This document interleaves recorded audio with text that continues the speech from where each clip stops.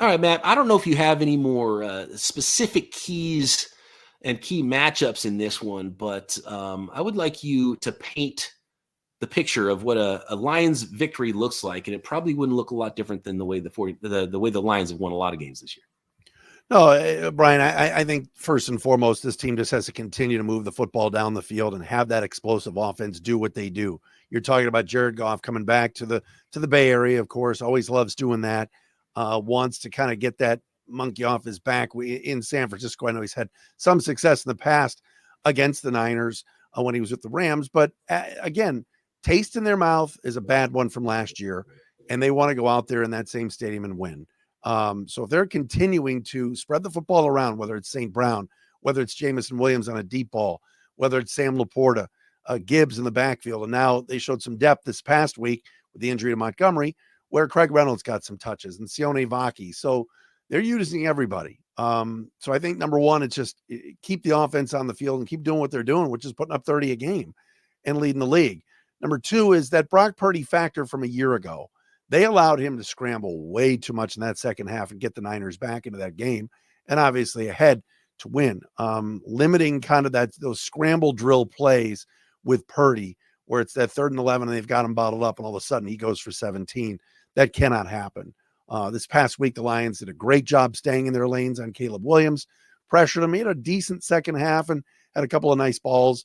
The stats were kind of inflated, but for the most part, didn't let him run wild. Not that that's something Caleb does, but we saw Purdy do it in the NFC title game. So I think if those things come to fruition, I think the Lions will win. And I got them at 27-17 this week. What about you? Yeah, I don't like the way this looks for the 49ers with where they're at. Everything's just been a little bit too difficult for the 49ers, and you play against a powerhouse offense like the Detroit Lions. At this point, I can't project that the 49ers would just score enough points to win. So they're going to need some help. They're going to need some funny things to happen. They're going to need a Jared Goff interception. They're going to need a Jahmyr Gibbs fumble. They're going to need a pick six. They're going to need a Deebo Samuel kickoff return for a touchdown. I think that's really the path for the 49ers right now, because I don't think they can stand toe to toe with good football teams with the way they're put together and the way they're playing football, and things are just too difficult. And if the Lions are putting up 30 points, I can't imagine the 49ers get there. And they would have to keep this game low scoring, get a little bit of help, get some turnovers. It'd have to be that kind of game, I think, for the 49ers, be able to run the ball a little bit.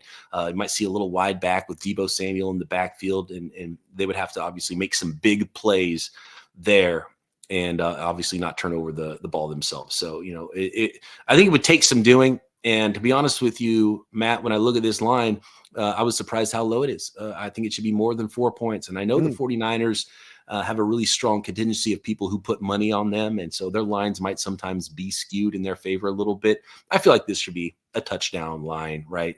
The Lions should go in and win this game. And the way you put it out there too, the picture you paint of a team that has a chip on their shoulder, on top of it, little extra fight. That sounds like a potentially a big win for the Lions against the San Francisco 49ers. And really the 49ers have been the opposite team that they've been in that NFC Championship game last year against the Lions, because they've been a team that cannot come back in the fourth quarter. They've been a team that cannot close anybody out in the fourth quarter. So if the Lions have any kind of a lead, that's something that's going to grow in the fourth quarter, not the other way around. And if the Niners have a lead going into the fourth quarter, unless it's like a 3-touchdown lead, I don't think 49ers fans would even feel that was safe. It's crazy to think that San Francisco has already been eliminated here, as we got 2 more games to go in that division where Arizona's like, I don't want it. Seattle, you take it. Seattle's like, we don't want it either. Now all of a sudden it looks like it's the Rams. So it's been a wild year, certainly. Do you think the Niners play hard? Do you think now that they've been officially eliminated that there could be some guys mailing it in this week? I would worry about that. Last week, I was surprised because they were actually eliminated just before kickoff because of the Washington outcome and I don't remember what the other game was. I think it was the Rams win or something that already sealed their fate. And so they still played hard, and there was still some, despite the offensive line not playing great, and despite losing that game, there was big performances, and Brock Purdy played pretty well, except for some problems at the end and unfortunate turnover late.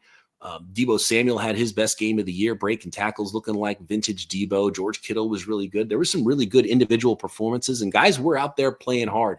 And I just don't think – I think that's one thing that you can always bank on with the 49ers, and it's really the reason that they've hit on so many late-round picks and some of these guys. It's because of the way they're wired. Like Talanoa Hufanga is not going to shut it down. He's going to be a wild man. Nick Bosa is always going to play hard. He's got a motor that's not going to stop.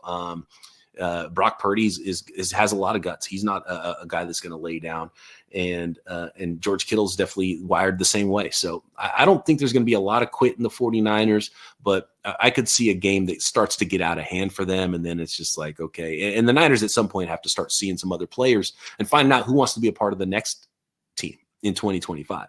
So I think you might start seeing some changes with the 49ers saying, okay, Fred, you're playing on a broken ankle. Let's go get surgery on that. So you're not like, oh, he's still healing up on January or on July 27th. You want to get that squared away. So, I think maybe from the top down, they might start looking at things. But I do think that the 49ers have a lot of players, and I can't speak for all 53 guys on the roster, but they're not the type of guys that are going to shut it down. So I think there is going to be a lot of feeling within the organization that this team, just all they need to do is run it back. And maybe that's the wrong feeling, because I think sometimes that is the wrong feeling.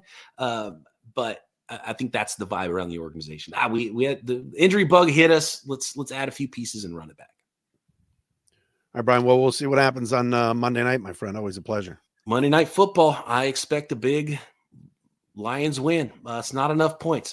You're scaring me the more I hear you talk about the chip on the shoulder from this Lions team. They want this game, man. It was just like last year when they got screwed in Dallas, and they went down to Dallas and put up, almost a 50 burger on the Cowboys. They want this one. So regardless of what Minnesota does the day before.